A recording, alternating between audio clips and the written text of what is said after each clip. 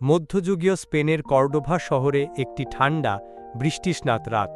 প্রহরীরা শহর পাহারা দিচ্ছে, কিন্তু তারা জানত না যে খ্রিস্টান সৈন্যরা এক রাতের মধ্যে হঠাৎ আক্রমণ চালাতে চলেছে। তারা পুরো শহর দখল করে নেয় এবং মুসলিম শাসনের অবসান ঘটায়। একের পর এক মুসলিম শহর খ্রিস্টানদের দখলে চলে যাচ্ছিল, কিন্তু এর মধ্যেও একটি শহর অপরাজিত ছিল, গ্রানাডা। এর কৌশলগত অবস্থান এবং বিশাল আলহামরা প্রাসাদ এর কারণে শহরটি সুরক্ষিত ছিল এবং আরও 200 বছর ধরে অক্ষত ছিল। আজও আলহামরা প্রাসাদটি বিশ্বের সবচেয়ে সুন্দর স্থাপত্য নিদর্শনগুলির মধ্যে একটি।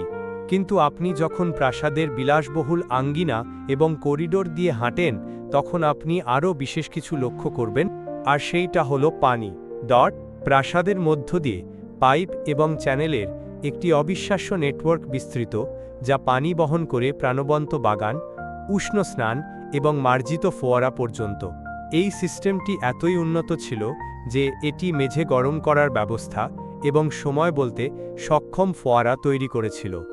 এই অবিশ্বাস্য সিস্টেমটি প্রাসাদকে শীতল রাখত এবং আশেপাশের প্রকৃতিকে প্রাণবন্ত রাখত। 100 বছর ধরে এটি কাজ করেছে। আমরা পুরো সিস্টেমটি মডেল করেছি আপনাকে দেখানোর জন্য যে এটি কিভাবে কাজ করত এবং কিভাবে পানি মাধ্যাকর্ষণকে অতিক্রম করে উঁচুতে উঠত। গ্রানাডার শাসক প্রাসাদটি নির্মাণের আদেশ দিলে প্রকৌশলীদের একটি বড় সমস্যার সম্মুখীন হতে হয়েছিল। পাহাড়টি গ্রানাডার প্রধান নদী থেকে প্রায় 200 মিটার উঁচুতে ছিল এবং প্রাসাদে পানি উঠানো একটি বিশাল চ্যালেঞ্জ ছিল। তাই তারা নদীর উৎসের দিকে 6 কিলোমিটার উজানে গিয়ে একটি বিন্দু খুঁজে পেলেন, যা প্রাসাদের চেয়ে উঁচুতে ছিল। এখান থেকে তারা নদীকে বাঁধ দিয়ে একটি নতুন চ্যানেলে পুনর্নির্দেশিত করলেন, যেটি রয়্যাল ক্যানাল নামে পরিচিত। সূক্ষ্ম পরিকল্পনার মাধ্যমে এটি কঠিন ভূখণ্ডের মধ্য দিয়ে প্রবাহিত হয়ে প্রাসাদের ঠিক বাইরে পৌঁছাল। এটি একটি বিশাল পরিমাণ কাজ ছিল, কিন্তু এটি কেবল শুরু মাত্র। প্রাসাদের ডিজাইনারদের বড় ধারণা ছিল মার্জিত ফোয়ারা থেকে জলের ধারা ছুটে বেরোবে, স্নানাগারে শাওয়ার এবং মেঝে গরম করার ব্যবস্থা থাকবে এবং পানি দ্বারা চালিত ঘড়ি। এই সবের জন্য রয়্যাল ক্যানালের চেয়ে অনেক বেশি জলচাপ প্রয়োজন ছিল।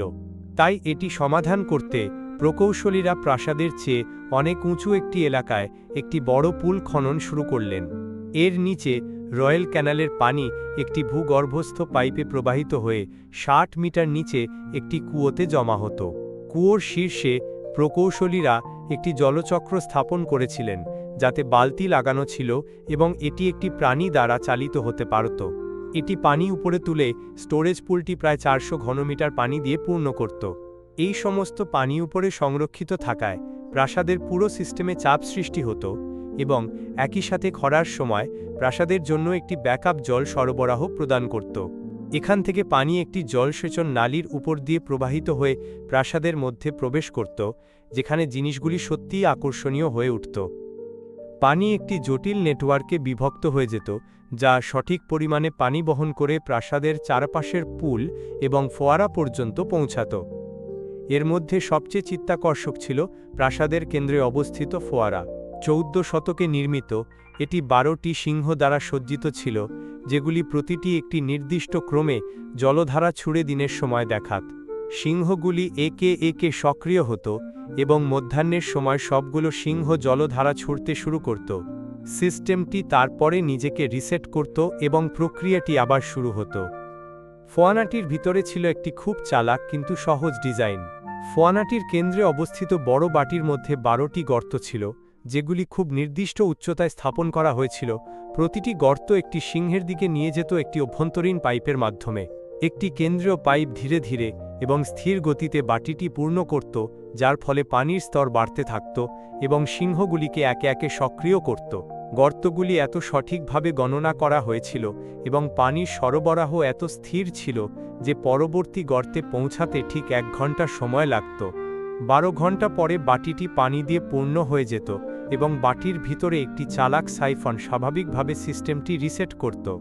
সিংহ থেকে পানি মাটির 4টি অগভীর চ্যানেল দিয়ে বেরিয়ে যেত এবং প্রাসাদের মধ্য দিয়ে প্রবাহিত হয়ে আরেকটি প্রকৌশল বিস্ময় উষ্ণ স্নানাগারে পৌঁছাত। এখানে রাজা এবং কূটনীতিকরা বিশ্রাম নিতে এবং চুক্তি করতে আসতেন। এতে একটি ঠান্ডা ডুব পুল, একটি গরম কক্ষ যার মেঝে গরম করা হতো এবং একটি বাষ্প কক্ষ ছিল। পানি একটি নিয়ন্ত্রণ কক্ষে প্রবেশ করত এবং একটি তামার বয়লারের মধ্য দিয়ে যেত, যা কাঠ পুড়িয়ে গরম করা হতো। এখান থেকে পানি পাইপের মাধ্যমে স্নানাগারের চারপাশের বিভিন্ন ফোয়ারা এবং শাওয়ারে প্রবাহিত হতো, গরম কক্ষে মেঝে গরম করার ব্যবস্থা প্রদান করত।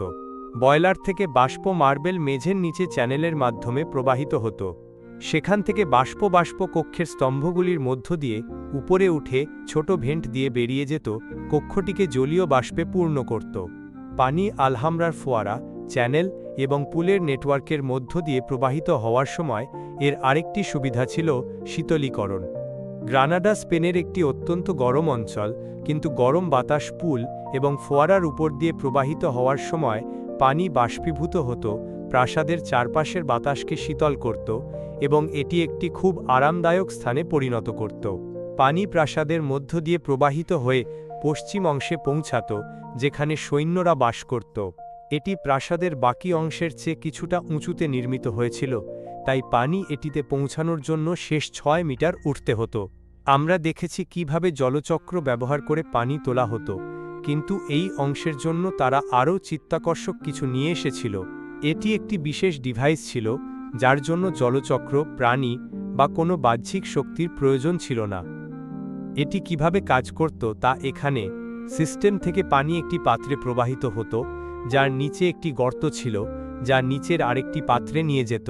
পানি পাইপের মাধ্যমে নিচে প্রবাহিত হওয়ার সময় উপরের পাত্রে একটি ঘূর্ণি তৈরি হতো।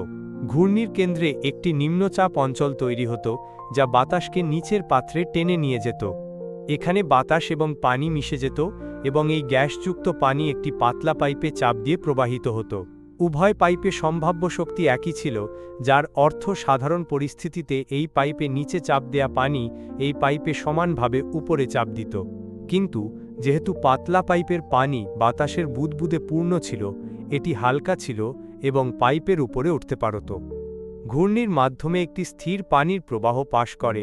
এই ডিভাইসটি পানি প্রবেশের চেয়ে 6 মিটার উঁচুতে তুলতে সক্ষম হয়েছিল, প্রাসাদের বাকি অংশে পানি সরবরাহ করত। আজও প্রাসাদের চারপাশের অনেক চালাক জল সিস্টেম এখনও কাজ করে, এবং এটি সম্পূর্ণভাবে সেই অবিশ্বাস্য প্রকৌশলীদের ধন্যবাদ যারা এটি 100 বছর আগে তৈরি করেছিলেন।